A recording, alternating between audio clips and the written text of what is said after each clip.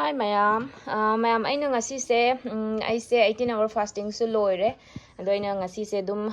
keno chakhau hangi kanda ko adum ai ajwain ke ka loi thakpa loire adum marakta aduga mayam na traga su dum si se nungdin tala kumba da dum thasu yai ba ko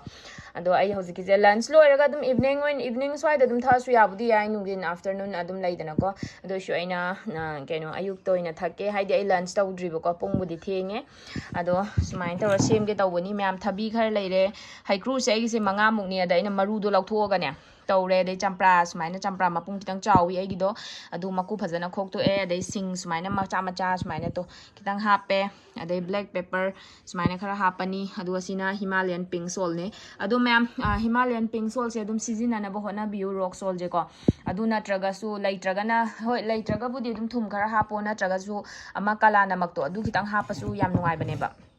Fasupa bado ai gidi Himalayan pink salt se laire rock salt se adu si hapani aduga sida ai ngasi gi maruina peruk se yam ka hin yam na te ko ma'am to aina phajana chamtho thamma bani machu ju khitang angjale ado ma'am aduga ising cup amga laire ba ko si se hoji aina phajana akoina takhai doini ado takhai raga kaino tawbodu akoina torbot juice ta jo akoina phajana muk chung thoktra chajum taraga dumaina sem doini ba ko ma'am ado ai si je loi hapsalani thum dai kai degi Himalayan pink salt dai kai degi smaina sana hapchan biro aduga ising cup jima haijalani aduga si takhige ko ma'am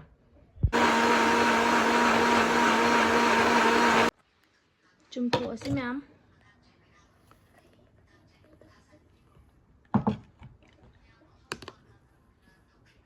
nang lao shubra ana si je phajana chamasina taraga hain toga sumba do sum tawbiro ai loi sumdokhige camera namaga yadre loire to ma'am aina si cup ama sidai pikti thande dana khara dum happy chawbane ba ko ai cup se ado adum kitang magi atai do mahi do tor dum phajana thoe to duga mapang na sida lai aina phajana chamas tor nam khaira tawbane ba ko ado ma'am si thakpa jam phai ai thak toke Hello mayam ma'am welcome back to my channel ma'am bukhurum jari ma'am kamai tawnarige aizu 18 hours fasting tawbado intermittent fasting adusu loire weight loss su tai adu ma'am na ai mai ke kasi yeng bada snung khangbiram ni khalle aina han ba thaga lamba blog tu ga dum mai gum se picthara bane ko hantha bane dum hajan ju hai bani da ado ai budi weight 53 da leire ba ko ma'am amok par khangdem nungai re ado ma'am hojik se aina hojik peruki mahi amut pado ma'am si sine aina glass da mu ha pe bako sida ura hena phajana bana do ma'am sigi te se haowe bako khatak sintak to we bako aduga magi akoina Himalayan pink salt su hapani na ka hetari mai mahau se dum tum su hapani dum hawi dana ko aduga champra su hapadina magi asinba aduga peruki khatak to budo aduga punjala kanem hawe ba aduga ma'am hawbudana tabida si je sum akoina juice kumba yam pamba leidana adugumbado adai sida dum ice amani thadar ice cube amani thadar sum tawbasu yam hawni ing lauro nusa sarakpa matamdo adadum lunch loirga su dum thakpa se yai ai je dumai dum thae ba ko marak ta aduga ma'am nungti sembadi ka shungam de adum marak ta dum ai gi diet plan da happy haidi ka tare chagi ba masum chabadu boring churai dana aduna dum makhal sema thai aduga ma'am peruki kana basdi ma'am hena khangaga leire adai na happy ba pot sing do thabi oigera adagi sing oigera loina aphaba ngak tani ko ma'am na su hena khangnar ba ngak tani aduna ma'am su marak ta sumaina tha o hosgana dum peruki adugi adagi na ma'am thoktrane ado lai dau saruk ko yon ba mina saurok tana ido sum yum da hongna basu yawi ko peruk se adai ka hena hap tau suna te dai bazar da lairo su peruk to lupa kun gi sum yam tawina tra aduduna ma'am marak ta dum semaga nungti gi kai ngam drasu adai thabai ngang chathok mi or su sunday gumba adai suti gumba lerak bada marak sumaina sema thaoba yam su ko isa do yam fresh oi bane si thakpada yam haw so hawe asengba ma'am chinthi haijanani ko simadi hawe ai mithi takba kanda haw te jira takba kanda haw te dum haidra ado sigi peruk ki mahi sim yam thina hawe bako ai di hawe si je ai marak thae ado handaki blogging tawde je si thaktrි ba ngangai de dum marak ta thame ba thain chu thae ba dum ado handaki oina sum anau bodo dum mayam de yangan bai wani da adai di mayam ko leidana poche hainabam thakpiu kholu haiban sum chagi pot tu su ka am sengna harde khon jai pot se am haw bodi ka shu yaw bu na te na tra aduduna makhal mahau makhal tangbiu adai di mahau tangbada nate hainabi haiba ama su laani sum taugi taragadi adagi khangdi kai noina haise adum pharani habit to amamam sum thamhauseba haidi phabado ko aduni ma'am phaminarasi adai sum bathakminarasi aduni makha tabje adai ma'am aise 20 hours se taugi ge di khalleba ko do aise 20 hours kumba tau kan mai ga se ka hena chappe ba ai ngarang adum ai full body gum su lidana ai ka hena kangbado tasengna tandi tale kai gino da aikhoi ye ko ma'am su dum thengnaram gani sigi potse akhoi na diabetes na ba mina yamna supjalak pa kangjalak pa je dum mayam na ga phana ngangna dam ne ba haidi hoi nungsi na ngang ba su yauri ni adagi nungsi da na ngang was dum yaw bane ma'am na mi wangang sanga se dum khangi da na ko mai se nungsi ra haidai ni nungsi da na haidai ni se adai dum khangde kalak pe li ra ka dai no khangda wangang sanga dum thengna ba yaw bane akhoi dum thengna ba ni na khangi ai taram seng haraga aduda nang di na sa do asmung sob subsal e adai diabetes na chara male asnungai ti kain tawga ma khwai lei da na karem na ba so adum ba je phaw bane ba aduna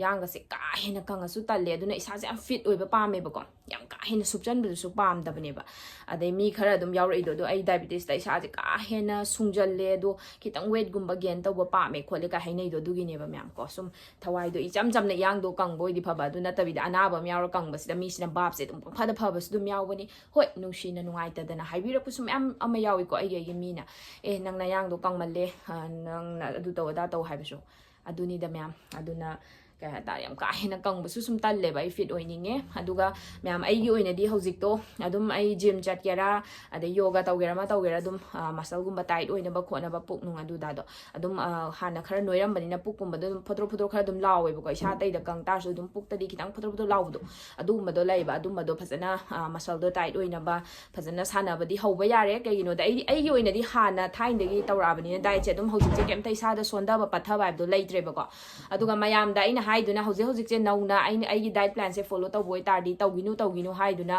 ko kumba ngau ba bp gumba lo oibedo adugumba sum thengna ba yaw bane aduna 90 days sa ne sa do phajana sengdok pi ko aduga taw aduga aisu hojik chatabadi tamdi tamba ngamdri ado aise yengage chatlage handak se na yam kanna di khalle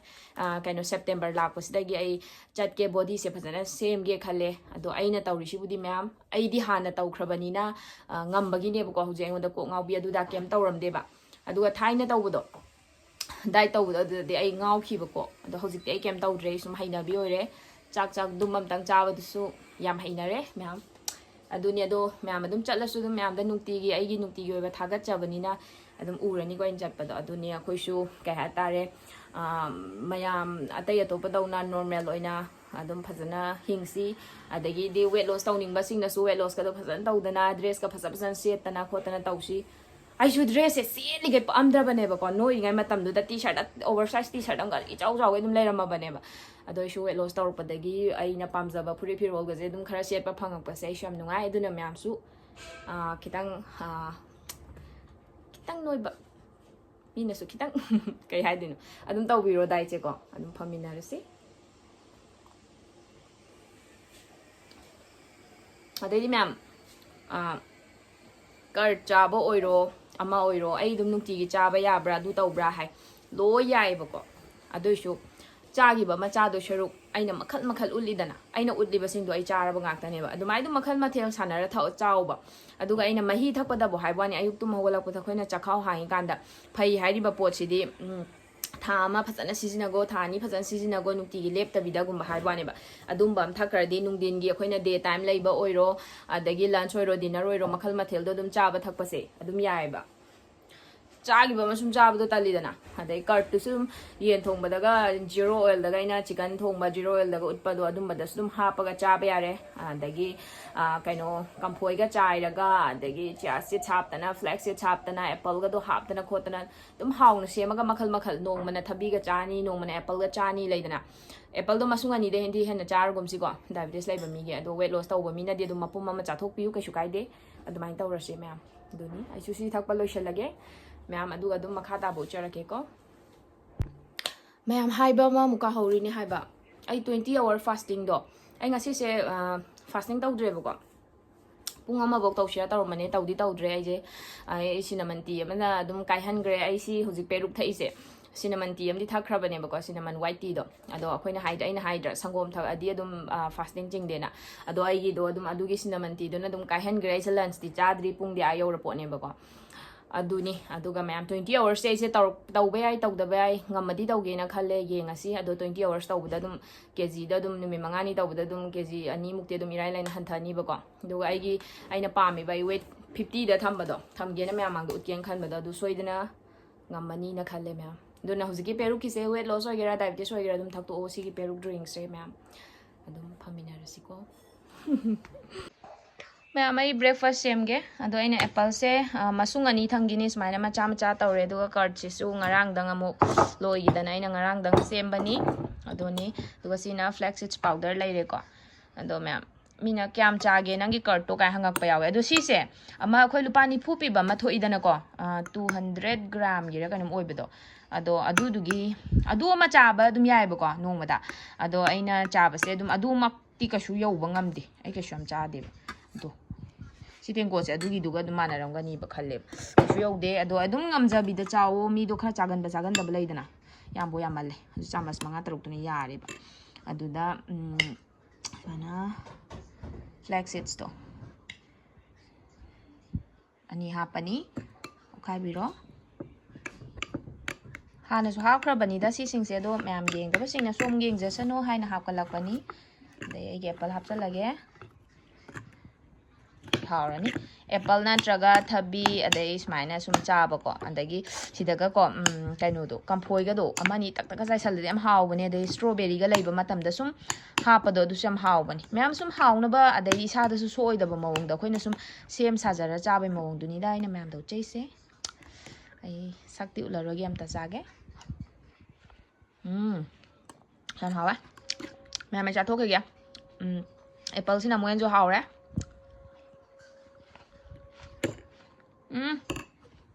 हावे ma'am ma'am सुमाय सुम चाबियो को ma'am आई breakfast आथोगे ngasi di ko nahangai apple ne adai sangom ne taraga chia seeds ka taraga smoothie ju semi dana do ngasi gi sina ina nahangai anamba matam da kar chaba kanda thabi ga chaba nga ta uli dana do ma'am da dum apple go su charaga tawiyo haibado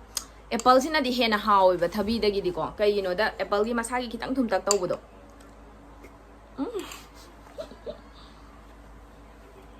wangang ngam hon rabe saw ganu ko ay hawa na ado diabetes lai ba mina di dum apple masungani do chok chok chak do gi da sumaina puksu thalo ba haw ba adai card akhoi gi chabam thokpa flex chabam thokpa du su chahau tar di phai dana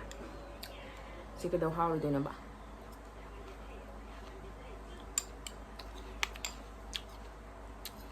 ai di mana card ka flexi chab je atai hai su hawri ne do tar so siga ne hawe dai di lum nong phado kaino ga strawberry ga chawa yaw gare adai kaino ga pomegranate ka kamphoi ya khara thumba do changa mu jari ma do adumba do dum khara chai da chaba du sham hawe do aina yam ka hena khoi weight loss da du mai du makal do season biyo ba do ina diabetes da de khoi di yam ka hena hai do hai thumba do chaba ya da ba ina lai dam ne patla ma nge na do ina apple masung ani kita ne ba ina sida happy sia hadi sangom ga chia sit ka thum tharak pa du su bit lek ta ba yawi adagi kart ka thabi ga dang cha ba du su bit lek ta ba yawi duna makal mathel je sema ga sina hawi sina hainei ha ba dum sema ga adum chawo ba myam na haina ba pam ba du cha biyo ba ko myam ai kart je kitang lang e duna ngang na ba su hot na video dong yeng nam hot na du ne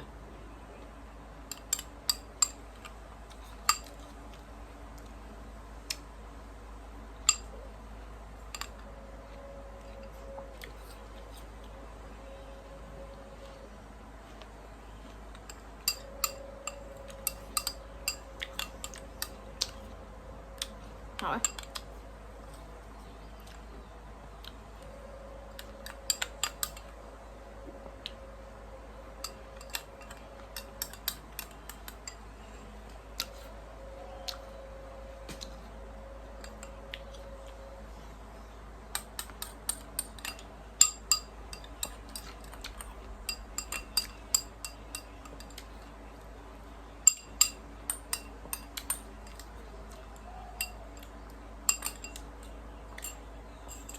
ꯂꯣꯏꯔꯦ ꯃꯌꯥꯝ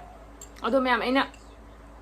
ꯁꯨꯝ ꯆꯥꯔꯒ ꯊꯛꯑꯒ ꯎꯠꯂꯛꯑꯒ ꯋꯥ ꯉꯥꯡꯉꯛꯇꯩꯗ ꯁꯨꯝ ꯇꯥꯒꯤ ꯈꯣꯠꯈꯤꯕꯗꯣ ꯍꯪꯒꯣꯏꯕ ꯌꯥꯎꯔꯁꯨ ꯇꯧꯕꯤꯒꯅꯨꯀꯣ ꯑꯩꯅ ꯆꯥꯔꯒ ꯎꯠꯆꯔꯤꯁꯤꯒꯤ ꯃꯔꯝꯁꯦ ꯑꯇꯩꯒꯤ ꯅꯠꯇꯦ ꯑꯩ ꯄꯣꯠꯇꯣ ꯆꯥꯏ ꯍꯥꯏꯕꯗꯣ ꯃꯌꯥꯝꯗ ꯎꯠꯄ ꯋꯥꯅꯦꯕ ꯍꯥꯏꯗꯤ ꯁꯤ ꯆꯥꯎ ꯁꯤ ꯐꯕꯅꯤ ꯗꯪꯆꯤꯟꯅ ꯍꯥꯏꯕ ꯅꯠꯇꯕ ꯑꯩ ꯏꯁꯥꯗꯨꯁꯨ ꯆꯥꯔꯒ ꯍꯥꯏꯗꯤ ꯑꯩꯅ ꯗꯥꯏꯕꯦꯇꯤꯁ ꯇꯦꯁ ꯇꯧꯔꯒ ꯋꯦꯠ ꯑꯣꯜꯂꯒ ꯎꯠꯂꯤꯗꯅ ꯑꯗꯣ ꯃꯌꯥꯝꯗ ꯑꯩꯗꯣ ꯁꯤ ꯆꯥꯏ ꯍꯥꯏꯕꯗꯣ ꯊꯑꯣꯏꯅ ꯃꯌꯥꯝ ꯃꯥꯡꯗ ꯁꯨꯝ ꯆꯥꯔꯒ ꯎꯠꯄꯩ ꯋꯥꯅꯤꯀꯣ ꯃꯌꯥꯝ ꯑꯗꯨꯅꯤꯗ ꯑꯇꯩꯒꯤ ꯅꯠꯆꯗꯦꯀꯣ ꯋꯥꯔꯧꯕꯤꯒꯅꯨꯀꯣ ꯍꯥꯏꯗꯤ ꯍꯪꯒꯣꯏꯕ ꯃꯤꯁꯨ ꯂꯩꯕꯅꯦꯕ ꯆꯥ ꯉꯥꯡꯕꯗꯣ ꯑꯗꯣ ꯑꯩꯁꯨ ꯚꯤꯗꯤꯑꯣ ꯅꯝꯕꯒꯤ ꯉꯥꯡꯉꯤꯅꯦ ꯅꯠꯇ꯭ꯔꯗꯤ ꯀꯩꯁꯨ ꯉꯥꯡꯗꯦꯕꯀꯣ ꯃꯌꯥꯝ ꯑꯩꯒꯤ ꯗꯤꯅꯔ ꯂꯩꯖꯔꯦ ꯑꯗꯣ ꯁꯨꯃꯥꯏꯅ ꯌꯥꯝ ꯆꯝꯅ ꯆꯥꯔꯦ ꯀꯥꯡꯁꯣꯏꯒꯁꯦ ꯉꯥ ꯑꯌꯥꯏꯕꯁꯨ ꯂꯩꯔꯝꯗ꯭ꯔꯦꯕ ꯌꯦꯟꯗꯦꯝ ꯈꯤꯇꯅꯤꯗꯣ ꯇꯤꯜꯍꯧ ꯈꯔ ꯁꯣꯏꯖꯜꯂꯒ ꯐꯗꯤꯒꯣꯝ ꯈꯔ ꯍꯥꯞꯆꯜꯂꯒ ꯉꯥꯔꯤ ꯃꯇꯠ ꯑꯃ ꯍꯥꯞꯄꯒ ꯍꯥꯏꯇꯥꯔꯦꯀꯣ ꯂꯥꯏꯔꯕꯩ ꯀꯥꯡꯁꯣꯏ ꯇꯥꯔꯦ ꯑꯗꯣ ꯁꯨꯃꯥꯏꯅ ꯆꯝꯅ ꯆꯥꯔꯅꯤ ꯑꯗꯨꯒ ꯁꯤ ꯌꯦꯔꯨꯝ ꯑꯃ ꯂꯩꯔꯦ ꯌꯦꯔꯨꯝꯁꯦ ꯍꯧꯔꯦ ꯑꯣꯏꯅ ꯑꯗꯩ ꯆꯥꯛꯇꯣ ꯂꯩꯔꯦ ꯁꯤꯒꯤꯅ ꯑꯗꯨꯝ ꯌꯥꯔꯅꯤ ꯃꯌꯥꯝ ꯉꯁꯤꯒꯤꯗꯤꯀꯣ ꯑꯗꯩ ꯑꯣꯛꯇ꯭ꯔꯒꯁꯨ ꯑꯗꯨꯝ